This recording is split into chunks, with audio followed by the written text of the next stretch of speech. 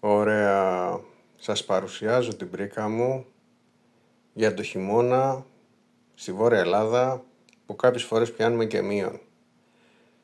Όταν είσαι υπό του μηδενός, ό,τι και να φοράς και 10 μπουφάνα να φοράς, σε λίγη ώρα θα σε διαπεράσει. Θες ένα τέρδο, θες σε μισή ώρα, θες σε μία ώρα, θα είναι σαν να έχεις μπει μέσα ψυγείο και να φοράς ρούχα.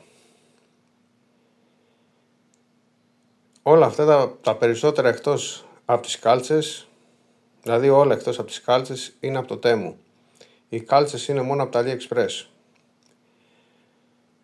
Θα αρχίσω από τα βασικότερα. Το βασικότερο από όλα είναι ότι φοράω δύο φόρμες, αυτές που έχουν μέσα τη γούνα. Είναι αδιάβροχες, όταν φοράς δύο γούνινες φόρμες, κερδίζεις ταμείον.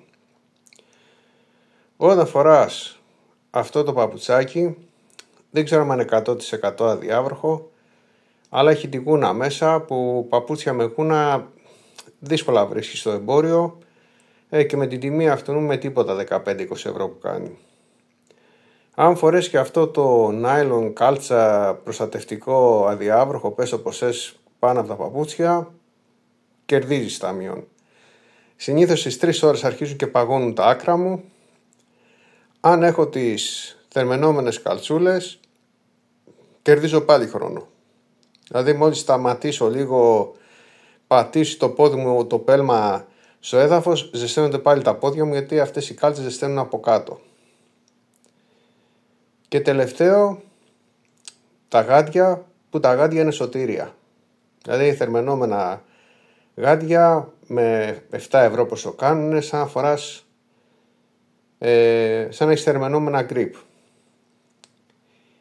Οι κάλτσες θερμαινόμενες τις συνδέσεις με ένα power bank που το έχεις, ξέρω εγώ, στην τσέπη σου ή στο βρακί σου. Καμιά φορά το βάζω στο βρακί μου ή σε μια τσέπη και βάζω μετά με καλώδια κάτω τις κάλτσες. Τα γάντια τα συνδέω με το USB της μοτοσικλέτας και έχω γλιτώσει πολύ πόνο, πολύ κρύο. Πολλές φορές ταξιδεύω 4-5 ώρες και λέω κρίμα που τελειώνει το ταξίδι. Να γυρίσω πίσω να κάνω άλλο τόσο και να ξαναγυρίσω να το κάνω 7 ώρες. Είναι απολαυστικό μέχρι και να οδηγάς στο κρύο. Εσείς με καταλαβαίνετε. Να είστε όλοι καλά. Γεια μας.